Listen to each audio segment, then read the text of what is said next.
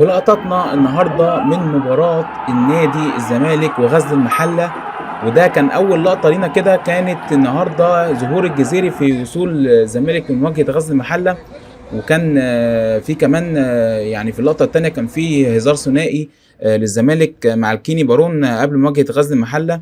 في كمان لقطة كمان ان المهدي سليمان كان مركز قوي في التليفون قبل المباراة، يعني هو المفروض يكون مركز شوية في المباراة ويكون يعني الدنيا يكون فيها تركيز اكتر من كده. لقطة كمان للجزيري تحس انها حزينة كده قبل المباراة، تحس ان هو ايه وحشته ارضية الملعب، وكان ساعتها كان بيرد التحية للجماهير قبل المباراة. جماهير الزمالك بقى قبل المباراه كان يعني المدرجات كلها كانت فاضيه، ما كانش اللعيبه كانت زعلانه وما كانش حد جه قبل المباراه، بس هم ظهروا بعد 5 دقائق من المباراه. قبل المباراه بقى كان اللقطه اللي بعد كده المحلويه بيجهزوا للزمالك، وكان شكلهم رايحين كده كانوا ناويين فعلا على التعادل. وبعد كده بقى في فرحه لاداره نادي الزمالك بالهدف الاول في مواجهه غزل المحله، واللقطه اللي بعديها فرحه جنونيه وكانت مفاجاه للجميع. فرحه جنونيه للاعبي غزل المحله بهدف التعادل في مواجهه الزمالك. وبعدها كمان كان لقطه كمان كده الهدف غزل المحله لايف كده جات لنا، فقلنا نوريها لكم في مواجهه الزمالك وفرحه اللاعبين.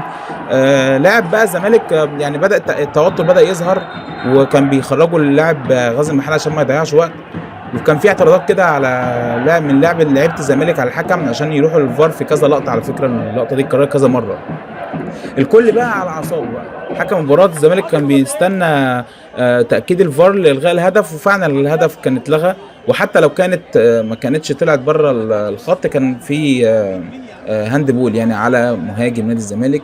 وكان في توتر وغضب، عمر جابر فقد اعصابه بعد التعادل من غزل المحله. واللقطه المهمه بقى احتفالات لاعبي غزل المحله بعد التعادل مع الزمالك.